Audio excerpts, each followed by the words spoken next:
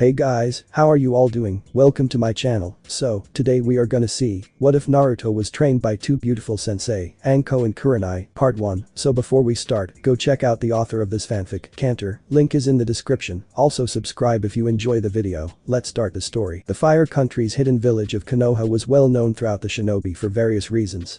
It was known for its many remarkable ninjas that it produced throughout the years, among them the revered Hokages, sworn to protect the village with their own lives if need be, the infamous Orochimaru, and his two equally famous teammates, Jiraiya and Tsunade, the feared White Fang, and his son, Kappinen Kakashi.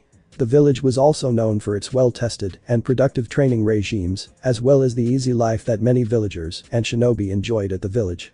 What was not well known, however, was the pure amount of barely restrained malice the villagers were able to harbor for a certain 13-year-old boy. It had been bad earlier, when the boy was younger and the villagers' hatred was still fresh. The hatred usually manifested itself as only a harsh prejudice or avoidance, leaving the boy confused and lonely. However, on several occasions in his childhood, the young boy suffered attacks from the very people he hoped to protect as a Konoha ninja. One such attack occurred when the boy, Uzumaki Naruto, was only 3 years old. It was one of the earliest attacks Naruto could remember, and he wasn't sure there had been other attempts on his life even before then. He had been returning home after talking to the old man, who is better known as the Sandaime Hokage. The discussion between the old man was about the possibility of Naruto leaving the orphanage, where the young boy had currently been living, in another year. Synonymous with hunger, freezing cold nights with moth-eaten blankets, and a verbally, and sometimes physically, though Naruto never spoke up, abusive caretaker, Naruto was ecstatic to hear of the possibility to leave the orphanage and live on his own. The old man himself would have trusted people to make sure he bought the right food and clothes. The attack had happened quickly. He had just got into sight of the orphanage and was quickening his pace to reach the door before he was late for supper. The caretaker didn't like it when he was late and would sometimes keep him from eating dinner that night to teach him the importance of being on time. Suddenly a heavy hand gripped his shoulder, holding him back like reins. Naruto looked behind him to see a group of 3 men smirking at him. Each wore the headband of Konoha and they each had various weapons in their hands. Naruto tried to wrench his shoulder out of the one man's grip but was held in place, the grip becoming alarmingly painful on his shoulder. No words were spoken. One man swung him back and held him back as the other 2 men took turns beating the boy. Naruto had never been hit before and a full-grown man's fist, much less a ninja's, was a pain he had never felt before. Then one man took out a kunai reaching forward and slashing his face and through his lip. Blood gushed out and poured into his mouth, choking him and cutting him off mid-scream. Throughout it all, dark thoughts screamed at Naruto to kill them, make them feel pain that was 1,000 times worse for doing this to him. Off to the side, Naruto was dimly aware of the matron of the orphanage standing outside the front door, with an odd expression on her face, something Naruto would later recognize as vindictive. It had seemed like he had been in pain for hours by the time he finally felt the blows stopped, though he knew in reality it was only minutes, if not moments. He realized the next slash of the knife hadn't come, and looked up to see the man who had saved him from his personal hell before falling unconscious. His savior had appeared in the form of a large bear-sized man, with a dark trench coat and bandana over his head. He held the assailant's hand in his fist and wordlessly clenched his fist tight. An audible crunch sounded and the attacker fell to his knees and screamed from the bones in his hand being slowly crushed. Around the entire group was a squad of ninjas wearing masks, each painted to look like a certain animal or monster. The man in the bandana scooped Naruto up into his arms, ignoring the blood that seeped through his sleeves onto his arms, and quickly carried him off to the hospital, while sending an Anbu to inform the Hokage. That day had been the start of Naruto's independence a full year earlier than had originally been planned. The old man sat down with Naruto in his office and explaining the situation, gave Naruto the keys to a small apartment that the Hokage had rented out. The bills were all going to be covered and a monthly allowance ensured that Naruto wouldn't go hungry. Anbu would be regularly stationed nearby the apartment to ensure Naruto's continued safety. Since it seems the head of the orphanage doesn't share my care for your well-being, Naruto, I've decided that it would be better for you if you were moved out of the orphanage. Sandaime reached into a drawer in his desk and pulled out a ring with 3 keys on it.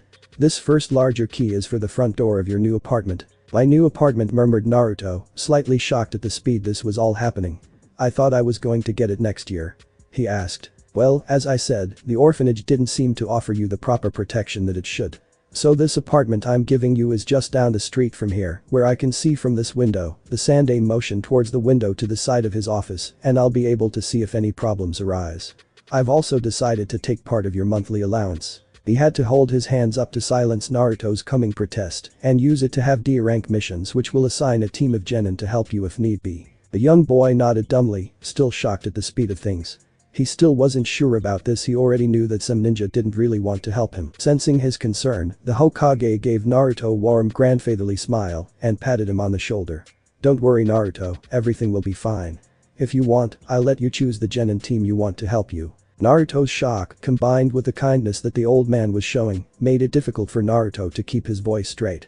He barely managed to choke out a quiet "thanks, Aji-chan." The man gave another kindly smile and pulled Naruto up.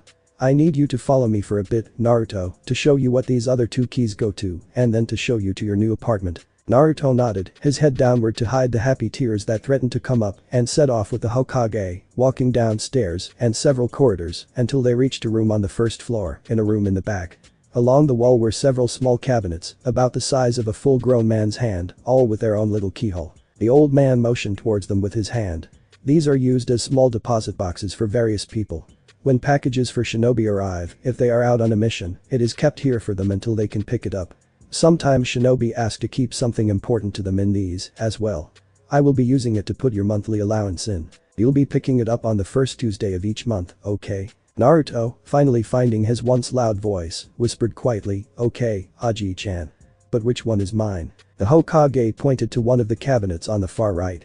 "You're going to have the cabinet number 109. Make sure you remember that well. Now, you know what two keys do, so why don't we go see your new apartment?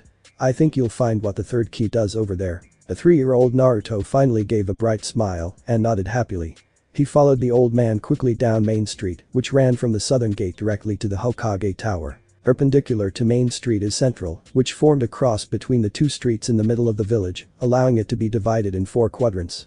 All along these 2 streets the ever-present clang of metal being forged rang through the air, and different shops shouted out their wares to ninja and shinobi alike. The smell of food wafted through the air, mixing with the salty smell of sweat from the ninjas' training, creating a scent-laden environment that was neither pungent nor heady, but simply home. The northeastern quadrant was where the people with funny eyes lived.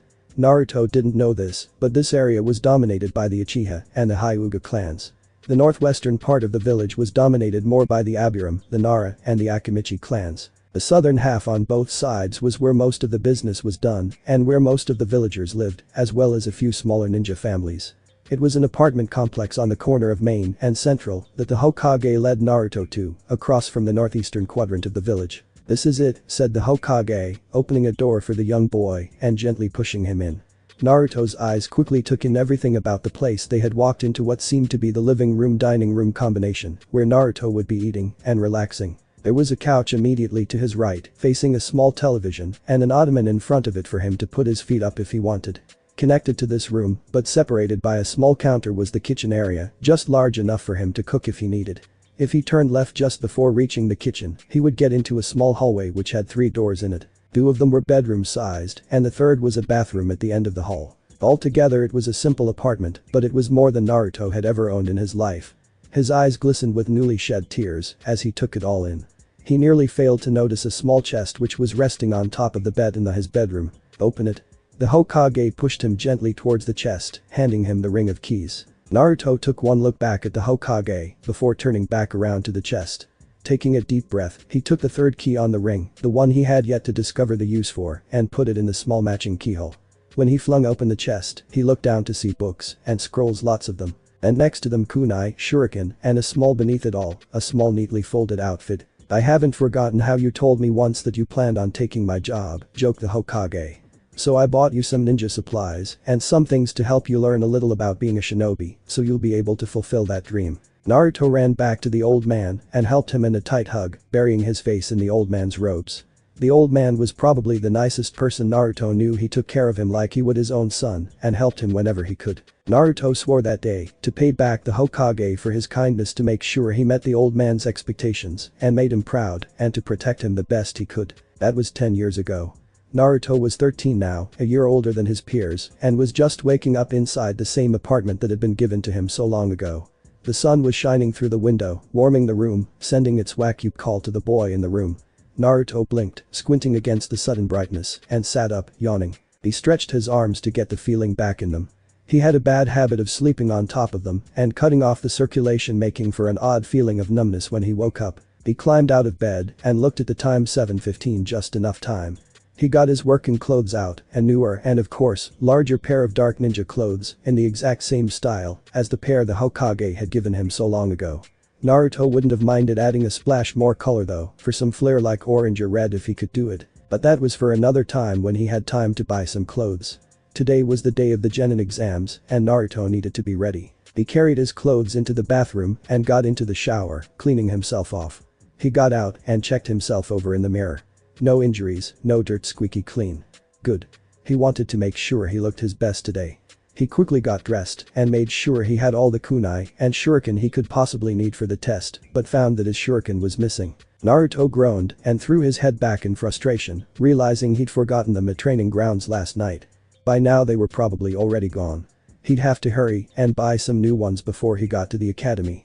He knew he'd need some for the test since he'd taken it once before. He ignored the dark muttering thoughts in his head when he thought of his failures.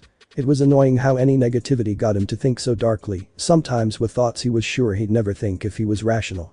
Shaking himself out of his funk, he put a smile on his face. He found that even if he forced a smile, it helped his mood a bit. Something of a trick he'd learned over the years of well, enough of that. He grabbed some fruit that the old man had left in his kitchen and started down one of Central's side streets towards a shop he knew that sold ninja supplies.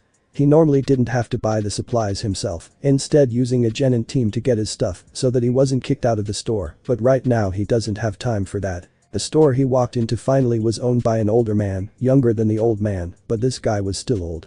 Naruto navigated his way around the cluttered shop, looking into various bins with simple kunai and shuriken, some higher grade than others.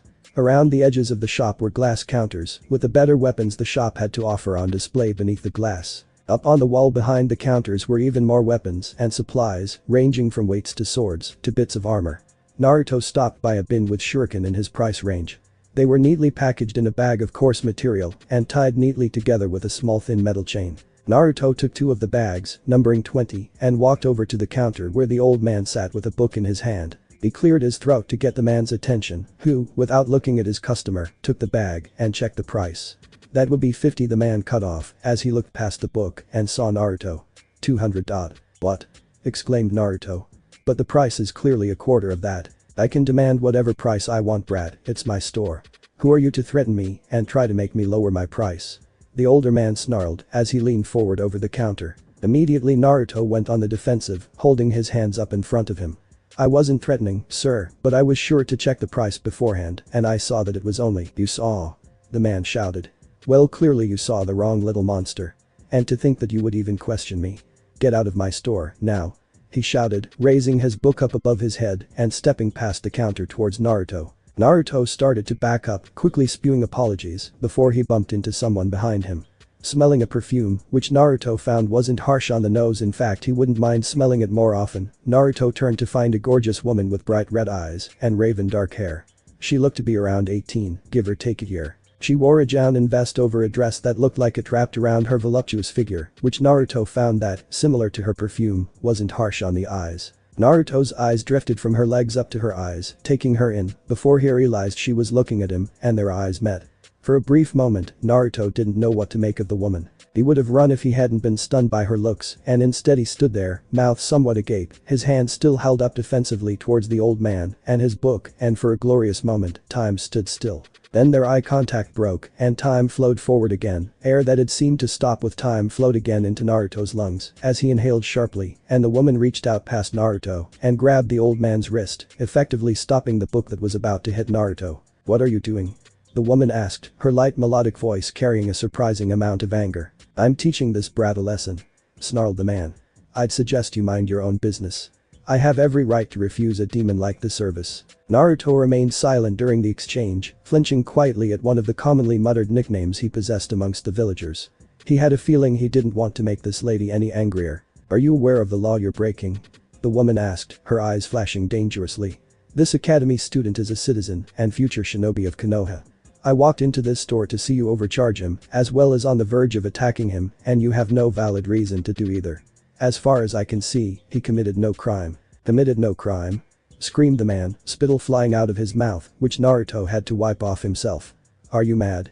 The woman stepped past Naruto too quickly for him to see, slamming her fist into the man's chest, her knuckle digging up between the ribs, knocking the air out of the older man. He doubled over, his mouth flinging open in shock and pain. Spittle flew past his lips and his knees buckled as he sagged to the floor. The woman stood over him, her fist still where she had first hit the man, glaring down dangerously. Her gaze carried a multitude of barely concealed promises of future punishment. If I ever see you acting this way towards any other citizen of Konoha, I will make sure that you will be visiting Konoha's Center of Inquiry. The man quickly translated it as you'll be spending time in prison and having fun with the interrogators the next time. He nodded his head, still too hurt to speak, and laid there on the floor, desperately trying to inhale air into his lungs. The woman looked at Naruto, who had taken an uncertain step away from the angered woman.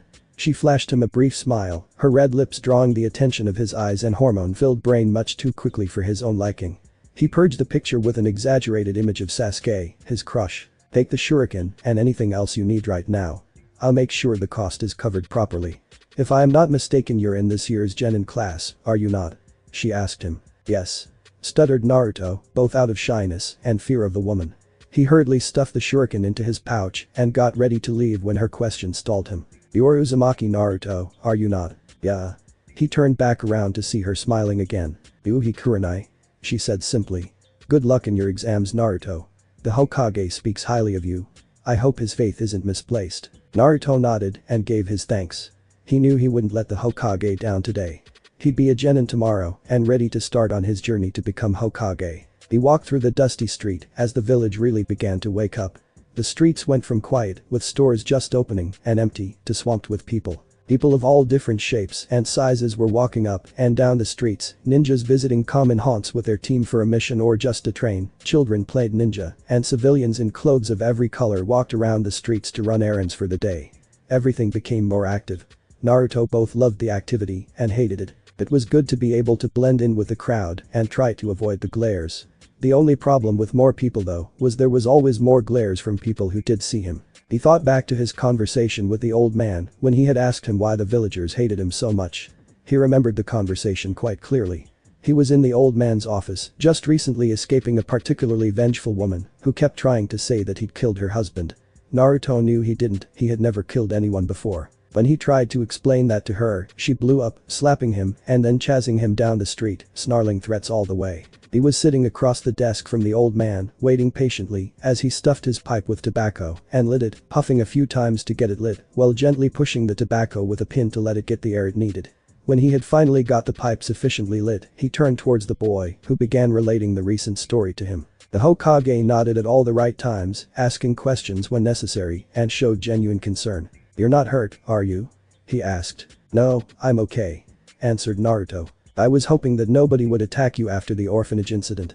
I had put certain warnings out that I would deal a swift punishment to aggressive people in this village. The Hokage nodded solemnly with the thought of his laws, both the one to keep the Kyuubi's imprisonment a secret and the law of a long visit with the Department of Inquiry with anyone who attacked Naruto. Do you think you can tell me the lady's name? Asked the Hokage. The boy shook his head. He had been told by a few people that if he told the Hokage that he had to pay extra for things or that he wasn't allowed to shop in certain stores, he'd pay. And he didn't want a repeat of the orphanage attack. Thankfully, there hadn't been. Aji-chan? Naruto tentatively asked. When the Hokage turned towards him, raising an eyebrow, he continued. It had been bothering him lately, but he had to know, and he didn't know who else to ask. He stumbled with his words for a moment before blurting out, "Why does everyone hate me?" The man inhaled sharply, unfortunately causing his lungs to fill up with too much of the harsh tobacco too quickly, burning his throat in the process. He bent over and coughed sharply, the pipe falling out of his mouth onto the floor. He hadn't been expecting that question yet. He knew it was a foolish hope, but he had hoped that the young 7-year-old Naruto was still too naive to pick up on the fact that a large majority of the village hated him, rather than the small minority he would have the boy believe. He thought for a long moment before answering, allowing his throat and lungs to recover as well. Naruto, he trailed off, not sure how to begin. Luckily, a stroke of brilliance hit him. This might be a little harsh for the boy, but it was much better than the full truth. Sometimes, people have difficulty dealing with the emotions they have of the loss of a friend or a wrong that has happened to them, and rather than learn to deal with these emotions and fix them, they project them onto others. You are the unfortunate target of many of these people, but when these people realize what a kind person you are and perhaps even are helped by your kind heart, I'm sure many will see you for who you are and will appreciate you as a great shinobi yourself. The day will come, Naruto, I promise you. The boy didn't seem to quite understand the man's explanation, which was good because the Hokage realized a little sourly he may have said too much. Thankfully the boy nodded and stood up to leave. Oh, and Naruto. The Hokage called him back to the desk and pulled out a coupon for Ichiraku's. Go get yourself some lunch. He added with a smile. The boy gave a bright grin and nodded before hurrying out of the office. Naruto's memory faded as he walked calmly in the direction of the Shinobi Academy. Darker thoughts began to fill his head. He couldn't stand people like that old man at the shop and he dearly wished he could teach them a lesson. He would be powerful enough one day to do just that and nobody would treat him that way again. For a moment the thoughts brought up the gorgeous red-eyed woman and how she stood up for him and oddly, Naruto forgot entirely about planning how he'd punish the shop owner. Instead, a real smile was on his face until abruptly a pink-haired girl knocked into him. Naruto fell back, just barely catching his balance, and blinked when he looked down to see Sasuke on the ground, rubbing where she'd evidently been hurt by the fall. Sasuke, his crush. Her pink hair picked up a shine from the newly risen sun, and he had the strange urge to run his hands through it to see if it was as soft and silky as it appeared. His musings were cut short when green eyes scowled at him. Naruto. She shouted. Watch where you're going, Baka. He sighed. It was always like this. Sorry Sasuke-chan, he nearly whined. He hated being yelled at by his crush since it hurt all the more. You'd better be. She growled. If I'm dirty now and Sasuke-kun won't talk to me because of it, there'll be hell to pay. Naruto gulped. Sasuke really could be scary sometimes. She could be just as scary as that red-eyed woman when she was yelling at that old man. Naruto held out his hand to help Sasuke up, which she promptly ignored in favor of her friend Ino's hand. Naruto let the hand fall limply to his side and watched as Sasuke fixed her hair and brushed herself off. Ino fixed him with a glare of her own, tossing her hair over her shoulder. Don't worry about it, Naruto. This gives me a huge advantage today over forehead girl for Sasuke-kun's affection. Her eyes shone and she clasped her hands in front of her, thinking of her crush. Like hell it will, Ino pig. Shouted Sasuke. It's not like you had a chance in the first place anyway, forehead. Ino casually retorted. Naruto took a step back as the two glared at each other, sparks nearly flying from the collision of the two massive forces. How could Sasuke-kun ever like a pig like you? Asked Sasuke. My forehead isn't as big. Responded Ino. Sasuke bristled at the insult. My hair is a prettier color. She retorted. Ino was quick with her own valid point.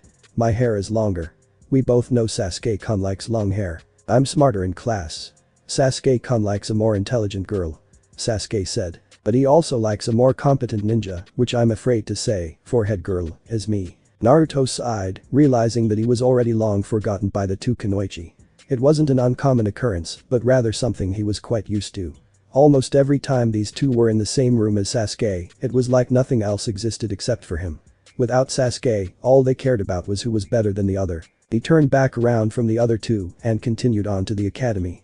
He had bigger concerns. When Naruto finally entered the classroom, his hands clasped behind his head, he looked up to see the usual chatter among the 27 students in his class. Sasuke and Ino had arrived a few moments after him and had already started quarreling over who would be sitting next to Uchiha Sasuke, the #1 rookie of the year and the sole survivor of the Uchiha clan. At the sight of the raven-haired boy, wearing his normal blue t-shirt with the Uchiha fan adorning it and his normal shorts, Naruto clenched his fists together, grimacing.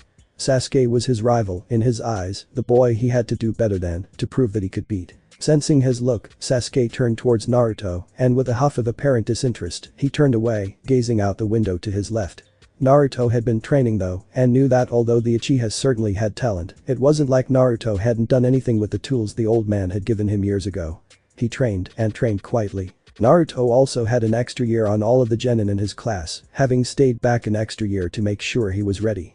That, and he accidentally messed up the bunshin technique in the exam last year. That was the only technique he couldn't do though, which frustrated Naruto to no end. For some reason, regular bunshins were a real problem for him. His fighting skills were sharper than most of the genin, however, he had a little more experience than them, after all. And kunai and weapons.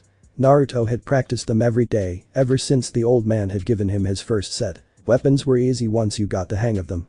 Needless to say, Naruto was definitely ready for the exam today, and then he'd show the Uchiha. Behind him was Akamichi Choji and Nara Shikamaru.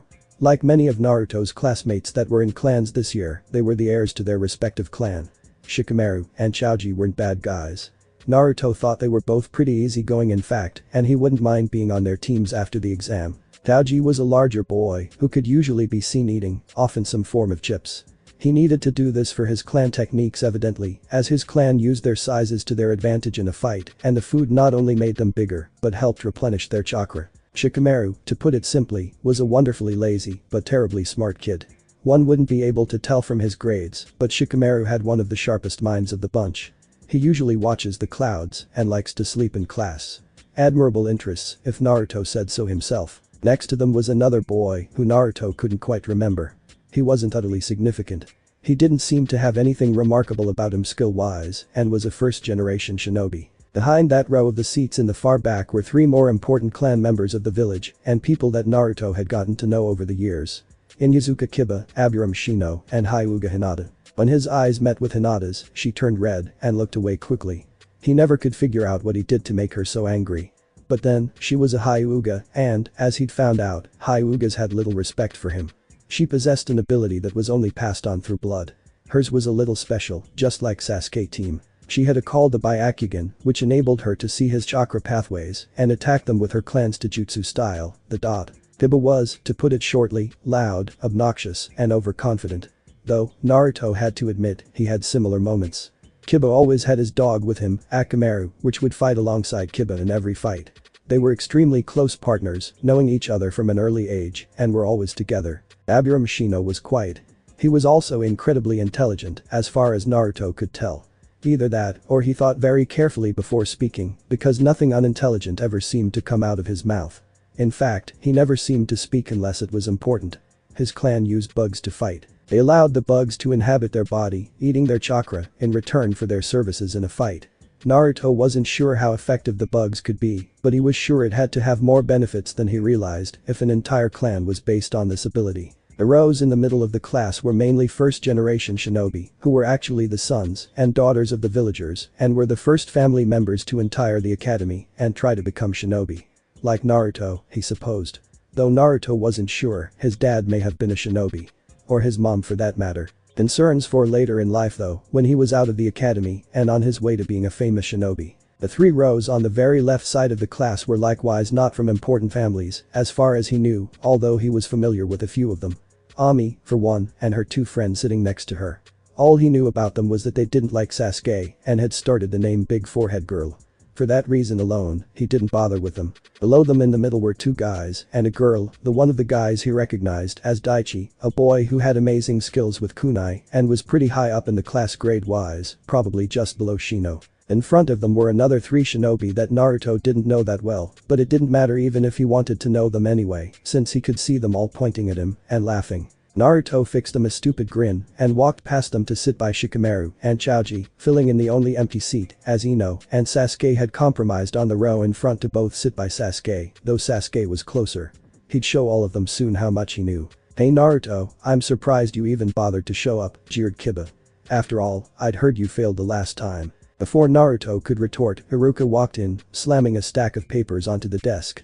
"Quiet," he shouted over all the talking. The class immediately quieted down and Haruka took a deep breath before continuing. "Today is this year's annual genin exam." He looked around at the class to gauge everyone's reactions. They all appeared collected, a few seemed to be a little nervous. Uchiha Sasuke fixed him with a confident smirk. "I expect all of you to do well. For many of you, this is your first time taking the exam. For those of you who are taking it for a second time, I hope the extra practice has prepared you sufficiently." He glanced at Naruto, which unfortunately many of the class seemed to catch. "Whoops. Didn't mean to do that," thought the Chunin. Giving Naruto an apologetic look, as some in the class snickered. "The exam will consist of a short written exam, which I'm sure many of you have prepared for. However, this will only count for 1/6 of the test. The majority of the test will be outside when it comes to shuriken and kunai targeting counting for 1/6 each, as well as ninjutsu testing in bunshin, kawarimi and henge, each counting for 1/6 themselves. You will need at least 4/6 or 66 and in order to pass the exam," Haruka explained. "This test is to make sure that you have the minimum proficiency in academy level skills. An ideal ninja would be able to get 100% on tests, showing proficiency in all areas. However, that is a little much to expect of a genin fresh out of the academy, so we are more forgiving. All genin who pass this exam however are expected to practice the skills they did poorly in until they have complete mastery over the skill." He continued. Naruto felt a wad of paper hit him in the side of the head and turned to see one of the kids he didn't know very well smirking at him. He sighed, ignoring the kid. He had already failed the exam twice. Once he had tried to take it early, when he was 11, to graduate ahead. He'd failed to do that since he wasn't ready yet and instead continued on and tried to take it when he should at age 12. Of course, he had a bad stroke of luck and somehow messed up with the writing and the bunchin. Well, the first one he didn't count because it was taken early, the second one was a little embarrassing. He'd been pushed back a year then to this class, made up of primarily 12-year-olds and ready to graduate. This year would be different, he promised. He had to make sure the Hokage knew he could depend on him to follow through. An image of the red-eyed Jounin came into his head, wishing him luck. He grew determined and got ready to give this test his all. While bunshin was still impossible for him for whatever reason, Kawarimi and Henge he could manage fine now, and kunai and shuriken were easy that would give him at least the minimum 4-6 score. The written test would be the issue. If he could answer them, then everything would be okay with a 5-6, a respectable score at least. Naruto looked back at Iruka as the Chunin instructor walked to the door of the classroom to answer a knock. Today Mizuki-sensei will be helping me proctor the test to make sure none of you are cheating and to make sure everything goes by quickly and smoothly, announced Iruka. The man who walked in wasn't unfamiliar at all. He had helped Iruka teach his lessons many times before, normally as an assistant, and he seemed nice enough. He had shoulder-length silver hair and had a ready smile for most of the class. He waved to them and gave them a simple good luck everyone. Hopefully by tomorrow you will all be genin. With that, Iruka and Mizuki divided up the tests and began to hand them out to the class. There were 3 different versions of the test, each person on a table had a different version to prevent cheating. Shikamaru had version A, Chaoji version B, and Naruto version C. You have exactly 45 minutes to finish this test, announced Iruka, looking at his watch. Mizuki and I will be walking amongst you to make sure nobody is cheating. Naruto ducked his head and looked at the questions. They were fairly simple if the first 3 of them were any measurement. Number 1. State ninja rule number 25 and explain its importance to today's ninja in the field. Number 2. Explain what chakra is. Number 3. Explain what a Hokage is and what important role this person fulfills in the fire country. Naruto quickly answered the 20-question test with 10 minutes to spare. As he thought, they weren't difficult and he had little trouble. He looked up to see Mizuki looking at him oddly before he continued on. Perhaps he didn't think Naruto would be able to do this test. He looked around at his classmates in his free time, curious to see how everyone was doing. Shikamaru was sleeping on his desk, the pencil beside him. Naruto wasn't even sure if he'd done the test at all or not, since his paper was turned over. Chaoji was filling out the questions pretty easily it seemed, taking his time with each one and eating a bag of potato chips in between questions. Shino and Hinata were already done, and Kiba was smirking as he wrote his answers down. Sasuke, and Ino were all already finished, as well.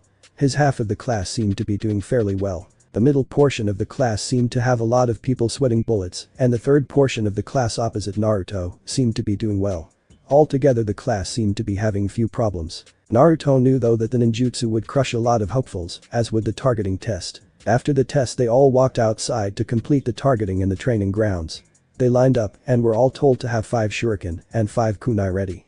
They each stepped up in turn and tried to hit the 5 bullseyes on the targets for each of the weapons. Naruto glared when Sasuke decided to show off and threw all 5 of each at the same time, 5 kunai with one hand and 5 shuriken with the other, and nailed all of the kunai. Sasuke-kun is so cool, squealed one of his fangirls. Again, Naruto's half of the class seemed to do fairly better than the rest, with the exception of Daichi, who pulled off the same feat as Sasuke, though with much less fanfare afterwards. Uzumaki Naruto, Iruka called out. It's your turn. Naruto nodded and stepped forward, preparing his kunai. He decided to finish it carefully rather than showy like Sasuke, and took careful aim. This would be easy. Mizuki watched as the yellow-haired genin got ready. He couldn't stand the fact that this demon brat was taking this exam, much less allowed into the academy. But it would be over his dead body if the boy ever passed this exam. He glanced at Iruka. How could the man forgive the brat after what he'd done all those years ago? Couldn't he see he was a demon? Mizuki knew he'd have to take care of this himself. Iruka was too loyal to fail the boy purposely. Behind his back, he made a few hand seals. Naruto took a deep breath and threw his kunai first, quickly but carefully. He nodded as he saw them travel to exactly where he aimed them, but abruptly laughter broke out from the students behind him. Naruto blinked and realized he'd missed the training targets completely. All 5 of his kunai were in the dirt several yards behind where the targets were. How could that be? He could have done this blindfolded. Iruka got the class to quiet down while Naruto shook himself and pulled out the shuriken. He'd make sure that these ones hit. Maybe Iruka would be a little kind and still pass him if he got all bullseyes with a shuriken. He took another calming breath and released his shuriken. This was it. These were sure to hit, he was sure what the. Again, all of his airborne weapons missed the targets completely and landed off in the dirt past the targets. The class all laughed again, and jeers of dope. And nice aim, dead last. Were shouted from the students. Naruto hung his head in shame, too embarrassed to look at his classmates. He did, however, notice Shino and Shikamaru looking at him oddly. How had he missed? What did I do wrong? He thought to himself. When the class had finally calmed down, they were all told to line up in the hallway outside their regular classroom while each student stepped inside to complete testing. As Naruto's name was called, he took a step inside to see Iruka and Mizuki sitting and smiling at him. Okay Naruto, I'm going to need you to perform a henge to look like me, a kawarimi, as well as 2 bunshin, said Iruka. Naruto nodded and performed the henge. Iruka nodded and marked something down on his clipboard. After the kawarimi, it was the same thing. Then they reached the bunshin. I can do this, thought Naruto fiercely. He had to pull off a bunshin or he'd only have a 3/6, that is, if he passed the written test. 3/6 was not a passing grade. He took a deep calming breath, checking to make sure he was doing the hand seals right. He made the seal and channeled the chakra into the technique. The cloud of smoke poofed up on either side of him and Naruto looked at each, trying to see if he'd done it correctly. The moment seemed to take forever though, as the smoke slowly cleared, allowing him to see clones that were pale and malformed, resembling a sickly, mangled body, more than Naruto himself. Naruto Iruka sighed, disappointment clearly in his voice. You failed. The words rang through the room, stabbing into Naruto's heart like kunai. After trying so hard, after practicing so much, and after so many promises to the Hokage, he still failed. Naruto hung his head, too ashamed to look up and meet Iruka's eyes or notice the slight smirk on Mizuki's face. He walked out of the room to where other students were still waiting for their turns to take the exam. He ignored the questions of how'd it go and laughter from those who realized he'd failed, and he kept walking, far past his classmates, outside onto the swing. He sat there for what seemed like forever, watching as the kids who passed were gathering outside the front door to the academy, waiting for their proud parents to pick them up, smiling at their child's success. He ignored some of the whispers he heard from the older crowd about how they were glad he failed. He caught a few passing sympathetic glances, but it did little to subside his sadness. Again his thoughts turned darker, his thoughts began to be clouded by ideas and images, suggesting he took control and showed he was better than them. He saw a woman glaring at him from the crowd of his classmates, and he glared back, putting all his hatred he could into his eyes, and received an approving murmur in his thoughts when the woman flinched back. This was how Mizuki found Naruto, on the swing, his legs barely touching the ground beneath him, as Killer Intent rolled off the small genin in waves toward some of the older villagers in the crowd. He stopped for a moment, wishing he could kill the boy now and be done with it, but he had to wait. The demon could live till tonight, after he'd served his purpose. The older man put his hand on Naruto's shoulder, and when the boy looked up behind him at the smiling Chunin, Mizuki put his plan into action. You know Naruto, Iruka only made that decision because he wants you to grow into a strong ninja for the leaf. You shouldn't let it discourage you. The boy nodded glumly for a moment before turning away to think things over. But Mizuki wasn't done yet. Wait, Naruto. You can prove to Iruka that you're ready to become a genin now if you are determined enough. This stopped the boy in his tracks, and he excitedly turned around towards Mizuki. How, Mizuki-sensei? Chunin smiled to himself. This is too easy. There is a second, less common way to become a genin. It was what the villages used to do in the days before academies. All you have to do is prove your skills in the field. To do this, there is a scroll in the Hokage's tower that is kept there in a special room, guarded by traps. In the old days, it was traditional for the aspiring ninja to take this scroll out of the tower and learn at least one skill from the scroll and deliver it to the Chunin, testing him without the Hokage or other ninjas in the village stopping him. So I need to take a scroll from the Hokage tower and learn something from it. I can do that. I'll go get it now, declared Naruto, about to hurry off to the tower. Mizuki quickly pulled the boy back. Not yet, he snarled. Realizing he may have come on a bit strongly, he calmed himself down. A few tips for you. Do it tonight when less people are around. Then when you get this scroll, which will be on the 3rd floor of the Hokage tower at the far end of the hall, you'll head northwards into the forest behind the Hokage monuments. You'll find an old shack in a clearing about 5 minutes in. I'll be waiting there for you. He winked and walked away from the boy, happy with himself for his ingenious plan. Hours later, after Naruto had planned his entire route through the Hokage tower and even scouted out the building earlier, the young academy student dropped out, hurried over the rooftops along Main Street until he reached the tower. He jumped from one of the roofs onto a ledge on top of the 2nd floor and gently opened one of the windows.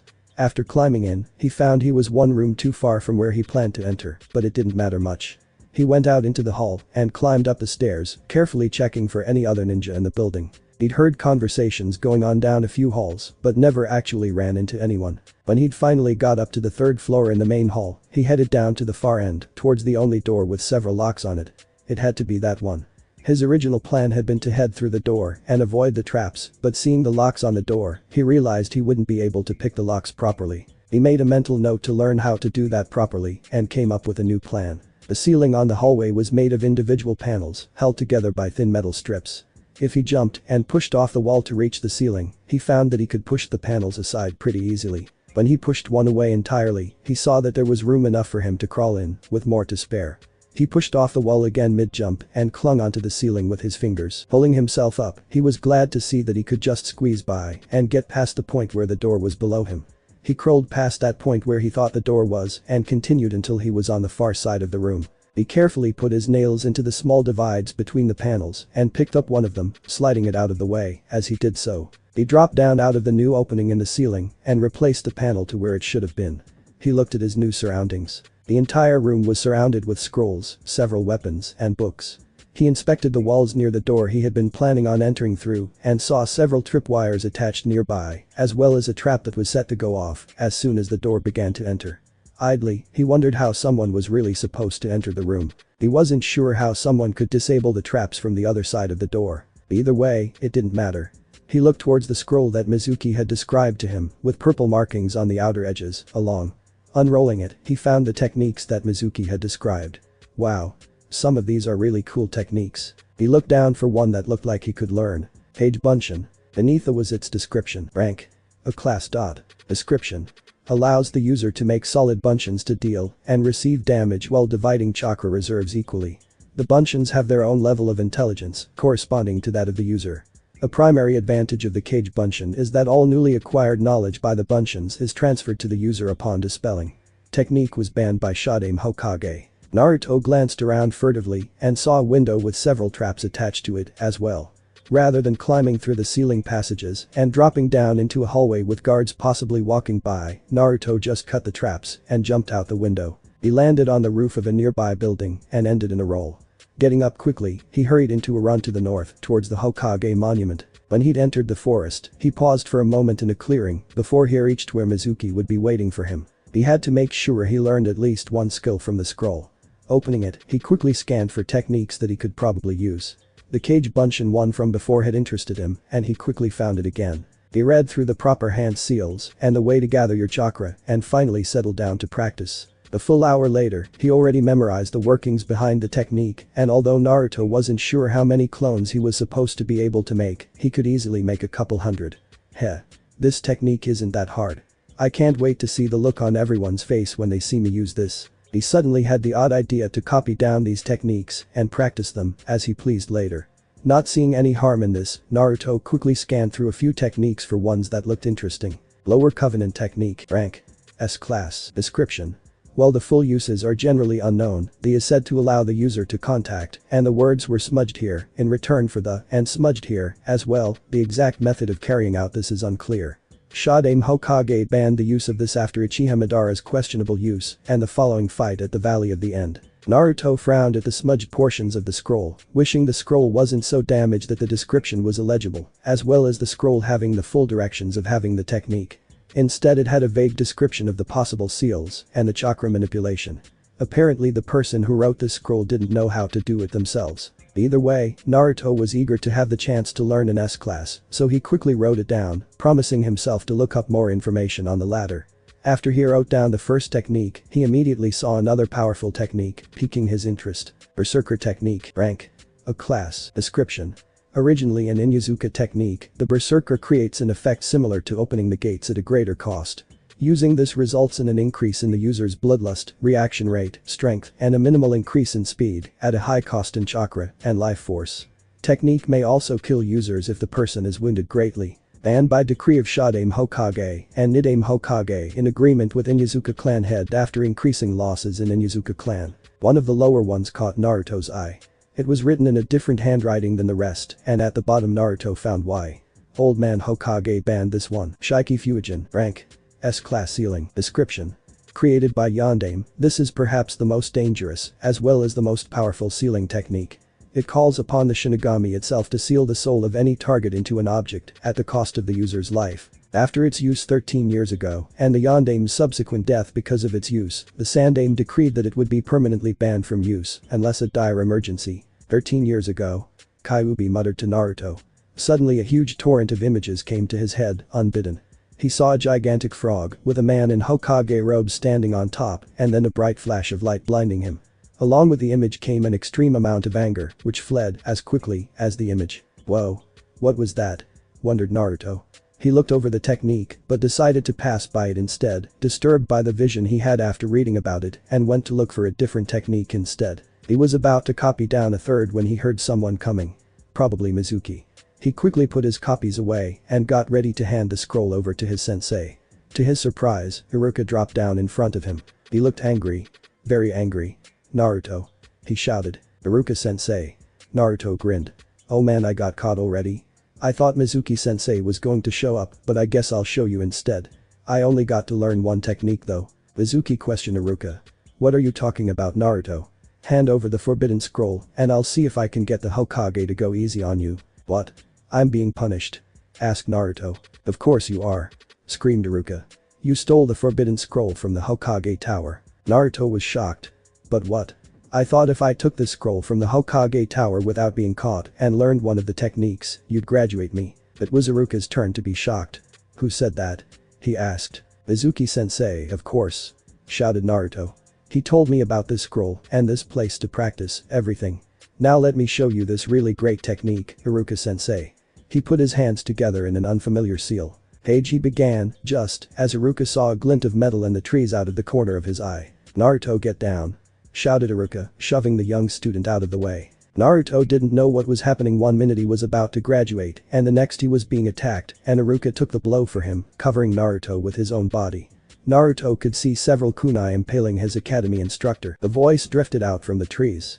I'm surprised you found out about this place. Mizuki jumped into view on a tree branch. I see, so that's how it is, Iruka growled, gritting his teeth in pain. Naruto, handing over the scroll, said to Mizuki, ignoring them for a moment. Hey, what's going on here? Asked Naruto, thoroughly confused. Naruto, don't let him get the scroll, no matter what. That's a dangerous scroll that is forbidden techniques. Mizuki used you so he could get a hold of it. Gasped Iruka as he yanked the kunai out of himself. Mizuki realized things were quickly going downhill.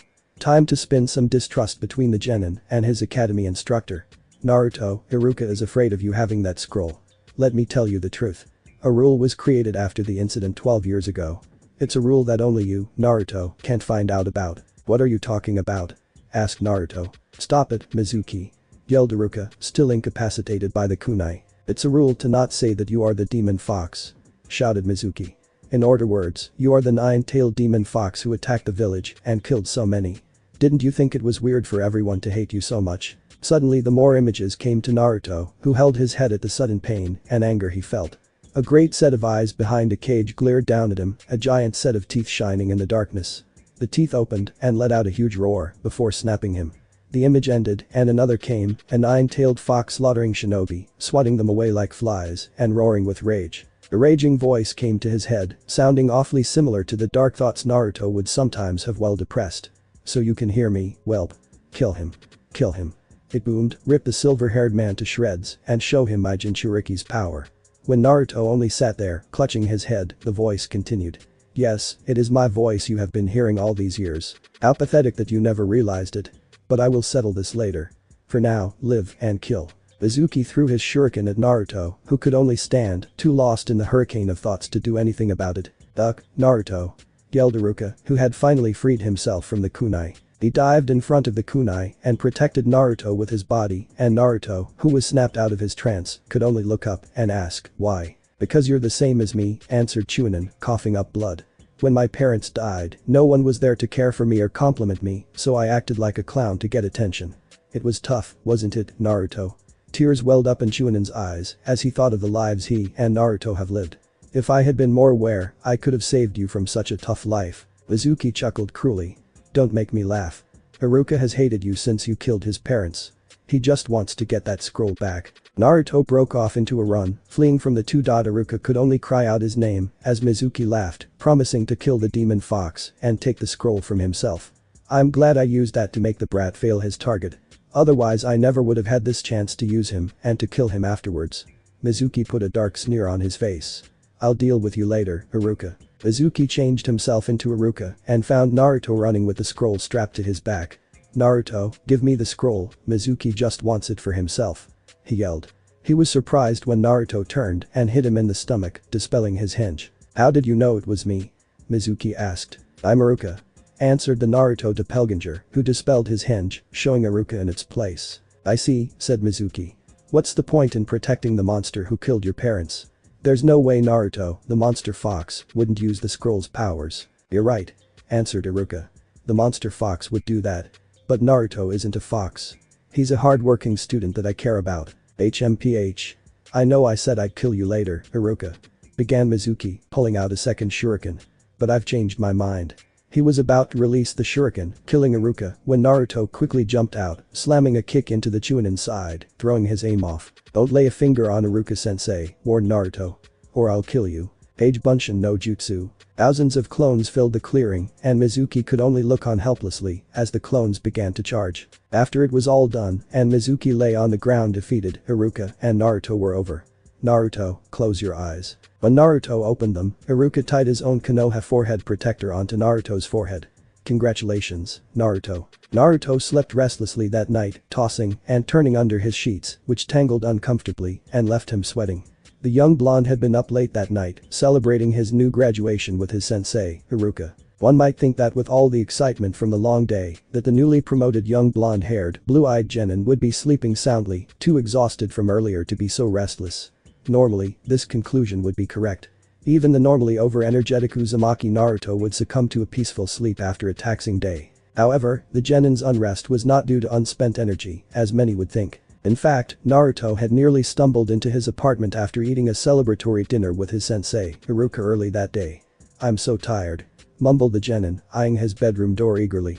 He trudged into the bathroom, brushed his teeth, and washed his face, splashing some cold water onto himself in the hopes of keeping himself awake with the icy shock for a few moments. Afterwards he turned around and walked to a calendar he had tacked onto the wall. He quickly marked down that on the day after tomorrow, he'd have to go to the academy at 10 o'clock in the morning for an explanatory meeting for new genin, where he'd find out what team he was on and with who else in his class, as well as who his jounin instructor was. He glanced at tomorrow's date, realizing it was November 6th, the first Tuesday of the month. He made a little reminder to himself to gather his allowance, and also made a short list of things he'd need to buy with it, groceries, a large part of which was ramen, some new sandals, since his current ones were getting worn thin. He then eagerly walked into his bedroom, albeit slowly from his exhaustion, and barely managed to pull back the sheets before he collapsed in bed, his eyes closing. His peaceful rest had lasted for all but 30 minutes before a voice had boomed in his head, I told you to kill him. You didn't. It wasn't a question. I knew you were weak. You always were, letting the pathetic humans in this village treat you like garbage. Naruto's eyes bulged as he realized exactly who or what was talking to him right now. You are my prison, the voice continued, but just because I'm stuck in here doesn't mean I'm going to let you be a weak, pathetic jailer. Naruto kicked frightfully at that roar, but being the foolhardy greenhorn genin that he was, he quickly began to argue back, I didn't want to kill him. Okay, that sounded more like a whine, but Naruto was still getting the hang of this. Mizuki-sensei wasn't, he was cut off by a thunder insolence.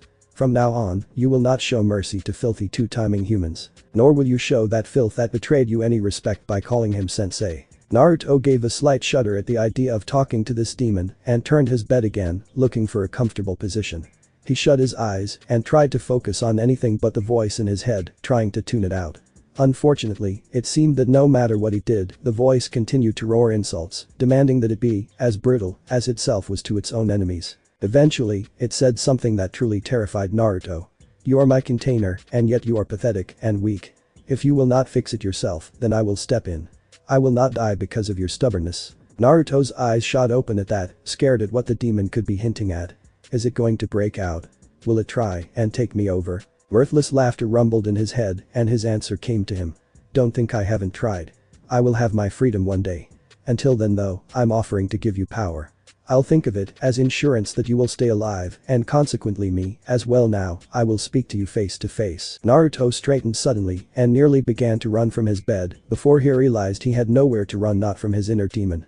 He felt an odd tug at his navel before things went black. It was going to be a very long night for Uzumaki Naruto. Meanwhile, across the village of Konoha, in a dimly lit room, Iruka was currently evaluating his students' final scores for the academy so that he could make no suggest properly balanced teams. Iruka's job wasn't actually to make the teams, but rather, having the most experience with the genin from the academy, he was to file a report on the students' abilities and put them into what he thought would be the most suitable teams before handing the report over to the Hokage, who would give it a final review with the possible Jounin Sensei, and then they would finalize the teams, sometimes making changes on their own whims. Seems Uchiha Sasuke has the highest overall yearly scores, thought Iruka. That makes him this year's Rookie of the Year, while pink-haired Haruno Sasuke has the highest test scores, making her the student with the highest test scores. Naruto has the lowest scores.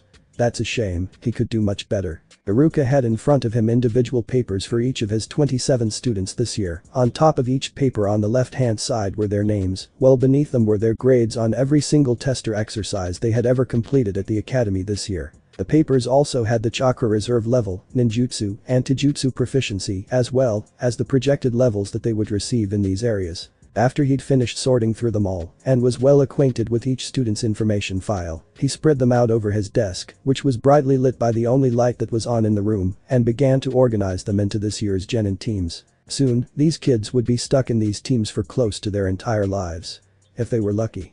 Some wouldn't pass the final genin exam given to them by their prospective jounin instructors, while others might suffer the horrible fate of the death of a teammate on a mission. Iruka kept this in mind as he set up the teams, deciding that he would stick with the traditional method of putting the teams together, making sure they were all well balanced, so that he would hopefully spare them from unfortunate deaths. He'd rather have the students be uncomfortable with people they weren't on the best of terms with than have them face the cruelty of the death, all because of a weak team. Let's see here, he mumbled, scanning over the papers.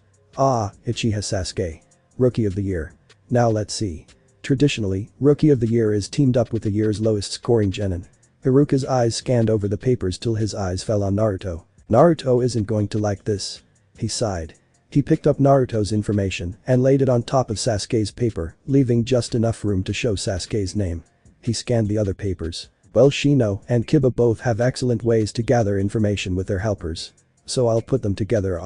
Hinata also has the Byakugan, so she can team up with them. That's one full team for reconnaissance. Iruka smiled as he put their papers together in a neat stack. Now, we have the Ino Shikachou team that will be continued from the last generation and will hopefully be just as successful. Iruka sighed again, looking over the 18 genin of the original 27 in his class that passed the academy's test. That's a 33% failure rate, thought Iruka with a frown. More people had failed this year than usual. Surprising that Naruto passed then, considering that had Mizuki not interfered with a Naruto, would have done it. Either way, it didn't matter. Naruto's official reason for passing may be because of his mastery of Kage Bunshin and helping apprehend the traitor Mizuki, but Iruka knew he could do it on his own. If only I'd been more observant during the tests with Mizuki. Iruka sat back with a groan, stretching his arms and cracking his neck. He rubbed his eyes a bit, blinking when he opened them again, and the bright desk lamp seared his eyes. It was going to be a very long night for Yumino Iruka. Off down the street from where the academy instructor was laboring over the possible genin teams, and a few blocks over, a noisy bar was opened, casting light onto the dark street through the windows and slightly ajar doorway. Inside the bar were several jounin, many of them were regulars here, as this bar had been around for some time and was well known for its comfortable atmosphere. Music was playing lightly in the background over many conversations, and a thick layer of smoke hung in the air. Off next to one of the windows, in their own booth, were the well-known kunoichi of Konoha. One wore a long, high-collar trench coat over a tight, revealing fishnet shirt and leggings that ended at her thigh, reaching just past the short skirt she wore that matched the long coat. She had bright hazel eyes and dark purple hair, which she had tied back. Despite all of this, her most eye-catching feature was the smirk she wore. Special Jounin Mitarashi Anko was well known for her smirk. One could read volumes into her smirk, which had more variations than one could name. There was one that told you she had the upper hand, another that told you she was toying with you, another that made you feel entirely too uncomfortable, and not in a good way, among many others. Across from the special Jounin was another beautiful woman, with raven dark hair that flowed past her shoulders, and bright luscious red lips. She wore an odd outfit, with one long red sleeve over her right arm, her left arm remained bare, over which was a dress that seemed almost like it was one long thin piece of cloth that she simply wrapped around herself after she got out of the shower, leaving many men to wonder if that was really how she undressed, and subsequently, that led to other vulgar thoughts. The most striking thing about this woman though was her bright red eyes, which caught your attention and seemed to hold it more than anything else about her. One could look at her eyes and truly call them the most beautiful eyes they had ever seen on a woman. It was a compliment that this particular Kurenai often received in fact, though it was sadly overexploited as a compliment by men who only had one interest in mind when saying it. Kurenai's red eyes stared at her friend across the table as she ate her fourth plate of dango and finished off her sake. "You keep up at that pace and you'll be fat and drunk," she commented dryly. Anko snorted. "And if you keep staring, the men here will think you're more into me than them." Kurenai didn't even blink. "Well, it will stop some of the annoying pickups I get from the drunks." Anko frowned. That wasn't how this was supposed to go. Kurenai normally would have just come back with another stab at her and her eating habits or something, rather than something so annoying sounding. "What's bothering you?" she asked finally, pouring them both some more sake. She caught her friend's odd look and held up her hand to stop her from asking what she meant. "You know what I mean, so don't even bother asking. I can tell something is bothering you right now, so spit it out." Just then one of the brave men at the counter in the front of the bar got off his stool and checking himself over, started heading over towards the two women. Anko and Kurenai both noticed him, the former giving a wicked grin, saying, "Looks like you have another suitor, Kurenai-chan. And if you don't tell me what's bothering you soon, I think I'm going to help the young man out." Kurenai rolled her eyes, though she realized that the man wasn't exactly the most attractive of the bunch. He looked like he was beaten with the ugly stick when he was born, so she thought carefully on how she would tell Anko what was troubling her in order to avoid Anko helping the man flirt with her. "How familiar are you with Uzumaki Naruto?" asked the red-eyed woman. Anko hummed, still watching the man stumbling his way towards them. "You mean the Kyuubi brat?" she asked. Kurenai nodded, trying to ignore the man who had finally reached the edge of their table, standing there stupidly. "What do you think of him?" The drunk man, hearing this, thought she was talking about himself. He smirked cockily. "It's not often I hear two gorgeous women talking about me before I even meet them. How about I buy you two a drink and we get to know each other a little better?" Hardly even noticing what the man said, other than that it was another pathetic attempt at approaching them, they continued their conversation. "Well, I can't say I've ever really given the boy any thought. He's probably had it pretty rough though," answered Anko, taking another sip of her sake, only to find it empty. She turned towards the man. "Hey, didn't you offer to buy us a drink?" she asked. The man blinked stupidly before grinning and giving her a nod. "Of course. I'll be right back so you, me, and your pretty-eyed friend here can get cozy together." He winked at her and Kurenai before he turned around and gave a victory sign to his friends across the bar and walked off to get them some more sake. Kurenai raised an eyebrow at Anko's methods of getting more alcohol, but let it slide. The man might realize how stupid he was after this. "Before the genin exams I walked into a shinobi store and found the store owner threatening him and about to beat him. And I don't think he would have gotten off easy, especially if anyone else happened to go into the store. The looks I've seen him draw from some villagers are terrible, not to mention some of our own shinobi." Anko nodded silently, her eyes downcast, as she thought it over. "That's bad, huh? I thought things like that had ended a few years back, especially after most of it ended after the orphanage incident. I remember Ibiki having a few field days around that time. I was too inexperienced to sit in on any of the sessions yet, but I know they weren't pleasant." The man came back and hearing the orphanage incident, immediately realized who they were talking about. "The demon." He snarled, as best he could drunk, his words coming a little slowly. Obviously thinking this was what the women wanted to hear, he proudly told them his own story. "Wasn't too long ago that I got my revenge on that monster. Managed to get a few good hits on him." The man started to embellish a bit, already trying to capitalize on what he thought the women would find oh so appealing. The brat tried to fight back, but he was no match for me. I nearly managed to finish him off, but I could hear someone run off when they saw me, probably to get the Anbu, but believe me, I'd be surprised if that brat managed to walk home that night, he boasted. Abruptly Kurenai stood up and turned to face the man, who barely had time to react before she kneed him squarely between the legs. Nearly every male in the bar winced and put their legs closer together, as though instinctively protecting their own genitals from pain. Putting her hands into a seal, Kurenai ignored the tears in her eyes and she called out silently, "Meijin. Jigoku Gauka no Jutsu, Hellfire Technique." Suddenly the man's face contorted into a silent scream as he felt the imaginary flames begin to consume his body. He flailed around on the ground for a moment, still holding himself, when finally he found air in his lungs and began to scream aloud. Anko stood up quickly and put her hand on her friend's shoulder. "Stop it," she hissed. Kurenai turned towards the purple-haired quickly, as though surprised to find her there. Reason dawned on Kurenai's face, and the man's screams lessened. The two women turned to see the bartender walking over, glaring at them. "Out," he yelled, pointing towards the door. "I don't need a whole shinobi fight inside my bar. I get enough damage from simple drunken idiots tripping over their own feet as it is." The women hurriedly paid their tab and hurried out the door of the bar into the cool night air. A small tawny cat saw them and quickly slunk away down an alley. "So, I can see Kurenai is a little touchy when it comes to her little boyfriend," teased Anko. Kurenai scowled at her friend. "Hardly, Anko. I don't indulge in such perversions." Anko laughed throatily. "Ah, but they're so much tastier young," she hissed seductively. "Well, I can say we're bound to disagree on some points," Kurenai admitted. "I really do hate seeing people mistreat Naruto though. Anyone who takes the time to actually watch him can tell he's not being influenced. In a way, it's similar to how the villagers used to treat you, Anko." Anko stopped walking alongside her friend for a moment at her friend's comment. "Just like me, huh?" She fell back into pace with her friend quickly though, and trying to cover up her reaction, she teased her friend a bit more. "Well, I guess if you've been watching the boy much then I guess we actually do agree," Kurenai-chan. Anko spoke suggestively. "Younger is better. Just don't take advantage of him without me if he ends up on your team. I'll expect you to share." Anko winked and smiled seductively at her friend, who in turn bowed her head, hiding her face behind her long dark locks of hair. Much to Anko's surprise though, Kurenai's response wasn't a retort. "I actually think I do want the boy on my team, Anko, not for the reason you're suggesting though." Anko blinked and blinked again. Finally she threw her head back and laughed loudly, the sound of her mirth echoing in the street. "You can keep denying it, Kurenai-chan. But I know you want some fresh meat just like me." Anko winked again, not letting up on her teasing. "Of course, I will expect you to share." Suddenly her tone got serious. "All jokes aside, if he's anything like me, then I really do want to meet him, Kurenai.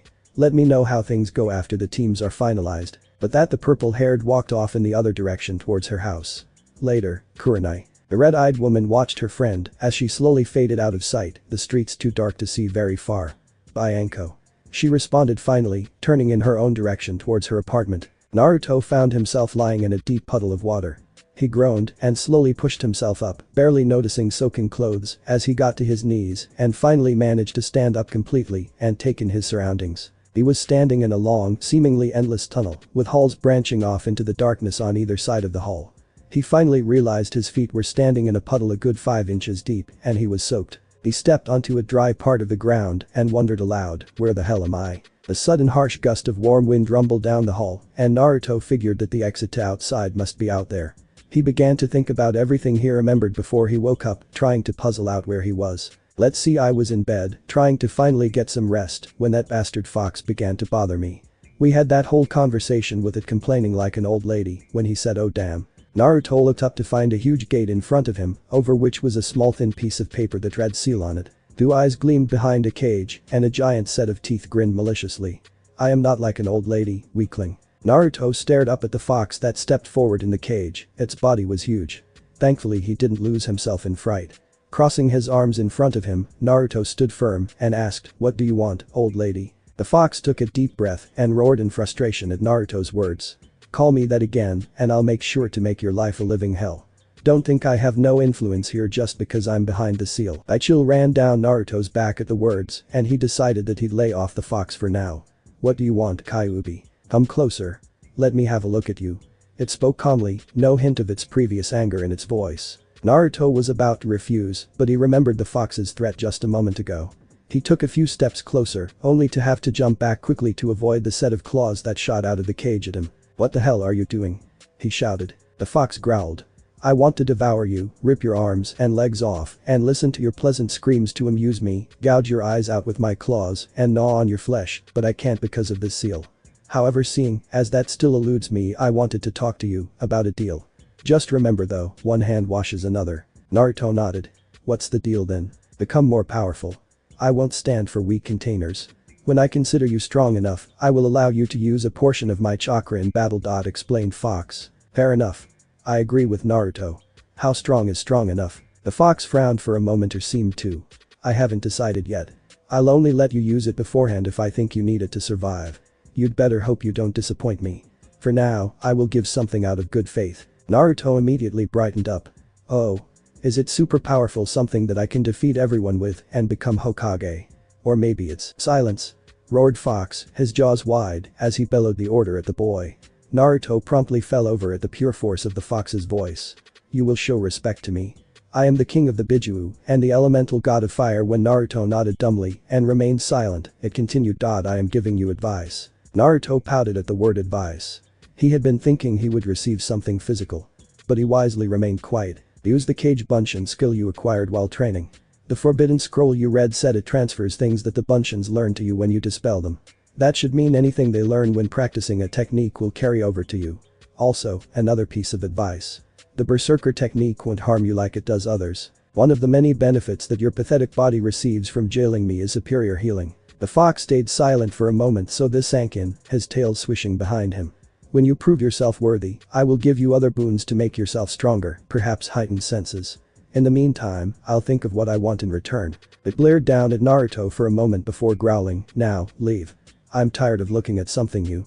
At that, the fox turned away and went into the dark recesses of its cage until it was completely hidden in the shadows. Naruto suddenly felt a harsh shove in his mind as his mind went blank for several moments before he found himself in his bed. He laid his head back down onto his pillow in relief. The sun had already started to rise and he didn't feel very rested at all. He had things to do though, so he got up and headed to the shower. By the time he headed out of his apartment, the sun had risen well over the horizon, lighting up the village clearly. Naruto walked calmly down the street and walked up Main towards the Hokage Tower. Today was the first Tuesday of the month and he was supposed to pick up his monthly allowance. When he was younger, it was also the day that he would assign a genin team to take care of his little chores, like buying his groceries and anything else he needed and bringing them to his apartment afterwards. It helped a lot when he was younger and he would easily be bullied around by shop owners. Now that he was older, he normally could stand up for himself. He usually did it himself and instead saved the money he'd normally spend on a D-rank mission and instead saved it up. He had quite a significant amount saved up, actually, which he kept in his own personal bank under a floorboard in his apartment. When he finally reached the Hokage Tower, Naruto immediately headed straight to where his small deposit box was, as he'd come to call it. He opened it up and pulled out the stuffed envelope as well as a second thinner one. That was odd. He rarely had anything but the larger envelope with his allowance delivered to him. Overcome with curiosity, he opened it up to find a short, neatly written letter from the Sensei. Naruto, if you're reading this, it means I've passed on. No, that was just a joke. Forgive an old man for teasing. I'd like to speak with you sometime today when you have the time. Sensei, Hokage. Naruto glared as he crumpled the paper as though strangling it. What kind of weird joke was that, old man? He growled before turning and beginning to head up to the Hokage's office. He ended up waiting for a few minutes outside the door before he was admitted. The Hokage immediately brightened up when he saw Naruto. Ah, Naruto. How are you? He asked. Good, Aji-chan. Answered Naruto as he sat down in front of the Hokage's desk. That's good to hear, the Hokage muttered. I wanted to talk to you today, mainly because of what has happened since yesterday. He trailed off for a moment, looking at Naruto carefully for any sign of discomfort before continuing. I've learned from both Iruka and Ibiki, who have questioned Mizuki, that you are aware of the seal now. Naruto nodded, looking more than a little downcast. Hi. I imagine you must feel very betrayed, Naruto. After all, you have been unaware for 13 years. Not waiting for a response, the Hokage plowed on. But I want you to know that this was done for your own safety. I originally passed a law that said nobody was to mention the fox in hopes that you would have easier experience growing up. Certainly one of my biggest failures was muttering to the old man. You didn't mess up, old man. Exclaimed Naruto, trying to cheer his grandfather figure up. Okay, maybe he hadn't had the best experiences when he was little, but surely he was better off than he would have been without the law. Naruto was willing to put all his faith in the old man's decisions. The old man looked up, shocked at the young boy's words. I'm glad to hear that, Naruto, he professed. He frowned afterwards though. I must ask you though, is there anything you want to talk to me about? He asked. Naruto thought for a moment, thinking to himself.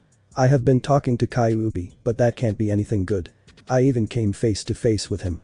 Should I tell him? Naruto looked up to see the concern in the old man's eyes. He didn't want to worry him. But this was something important. He gave a sigh and began to tell his story, all about everything, starting from when he first had the odd vision when he was reading to the Forbidden Scroll, to the voices he heard, which beforehand he had always thought were his own darker feelings, all the way to his conversation late last night with the demon, face to face. By the time he had ended, the old man was gripping the edge of his desk, his knuckles white, in fear and worry. Naruto, he began, slowly thinking of how he wanted to ask this. Did the Kyuubi truly not ask for anything in return? He asked. Naruto thought for a moment, going over the entire conversation. He said he'd think of something. I'll tell you when I know though, old man. The Hokage sat down slowly in his chair, rubbing his temples. This was truly worrisome. Naruto, promise me you'll keep me informed on your conversations with the Kyuubi. Understand? Naruto nodded quickly. You got it. Naruto turned to leave, but as he reached the door it flew open towards him, and a young boy of around 7 years old, with an odd piece of headgear, a pale yellow t-shirt, grey shorts, and an overly long blue scarf that trailed on the floor behind him, and ultimately tripped him, as he charged the Hokage, crying, "This is the end of you, old man." Both Naruto and the Hokage sweat dropped, as the boy fell flat on his face. The boy pushed himself up, and turned to glare at Naruto. Isn't it a little cowardly to trip someone from behind in order to stop their attack? He demanded. Naruto blinked. Huh? I didn't trip you. Don't lie. Shrieked the younger boy. The least you could do is admit to it.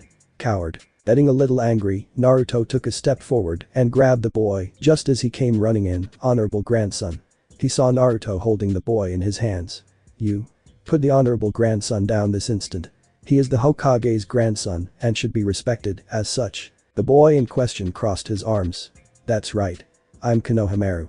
And I will defeat the Hokage and take his place. Naruto was truly mad now. He was supposed to respect this dipshit. Like hell he would. He raised his fist above the boy's head and slammed it down, dropping the boy as he did so, letting him fall in a heap on the ground. TCH. I'll see you later, old man.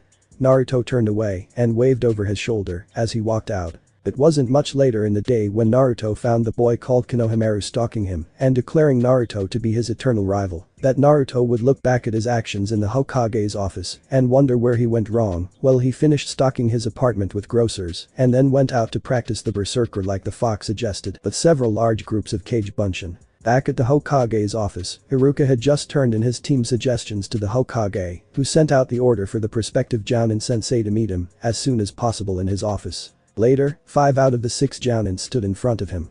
Gekko Hade stood next to his good friend Shiranui Genma, who had it in his mouth, as always. To their right were Aoba Yamashiro, his own son Sarutobi Asuma, and Yuuhi Kurenai. They were only waiting for one more person. They had been doing so for the past hour. Lazy, yo. Came from the doorway, and they turned to see Hada Kakashi walking in, giving them a small wave. The Hokage sighed. About time he showed up. He thought tiredly. I've called all of you here because I recently received the information on this year's graduating genin fresh out of the academy. Since there are 3 genin and 6 of you, I'm sure you have all guessed that there are 18 genin total that have graduated. The Hokage handed them each their own papers, which were their team members' information files stapled together.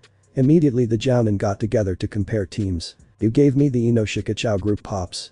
Asuma asked around his cigarette. Sounds interesting. I hear the Nara boy is particularly intelligent, despite what his dismal test scores say. The Hokage folded his hands and held them in front of his face as he leaned with his elbows on his desk. It seems their parents really pushed Iruka to put the 3 together. Seeing the past success with the combination, I can't see any reason to not go along with it. Kurenai glanced at her own team. I have a Hyuga, an Inuzuka, and an Aburum. So far we have 2 teams made up of just pure clans. She asked no one in particular. I wonder who has Uzumaki. I wanted him to be on my genin team. Kurenai glanced over at Genma and Hade, who were both comparing their students. Neither of them had Uzumaki. Aoba was frowning at his students' information, as though already deciding to fail them. Kurenai looked over at him, knowing the Uzumaki kid wasn't the best of students, but didn't see him in Aoba's team either. That only leaves she looked towards Kakashi, who hadn't even bothered to look at his team. You aren't even bothering to learn a little about your team, Kakashi? She asked as she walked over to him. He glanced at her with his one eye before pulling out his Icha book. What's the point? I have the Uchiha I've requested to train, but other than that, the others are useless. I haven't found a team worth passing yet, and I doubt this one will be any different. Kurenai inwardly bristled at his tone. He doesn't even care. He'll do nothing for Uzumaki. Kurenai turned towards the Hokage in hopes of changing the teams. The Hokage looked up at her with a smile, as though expecting this. It wasn't unheard of anyway, for it to request a team change. Hokage-sama, she began. I would like to request that Uzumaki Naruto be put onto my team. The Hokage raised an eyebrow, but only asked, on what grounds? The red-eyed Jounin cast a glance at Kakashi and answered, I have invested a personal interest in the boy and feel that I would be a more suitable sensei. I'm afraid I can't allow that, Kurenai said. What? And yet Kakashi gets the Uchiha he's been wanting so badly. Exclaimed Kurenai. I know for a fact that he's been asking for the Uchiha for a long time now, and yet I can't train the one student I'm interested in. The Hokage just looked at Kurenai quietly, as though considering the possibility. Finally he sighed and glanced over at Kakashi.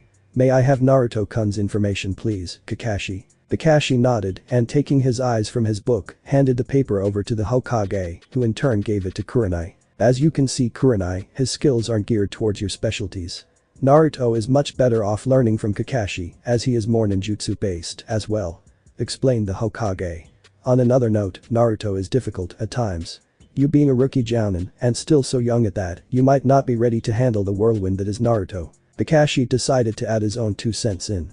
You might have wonderful chakra control that you could teach him, but that's not something I can't teach him as well. Besides, who says the brat is even ready to be a genin?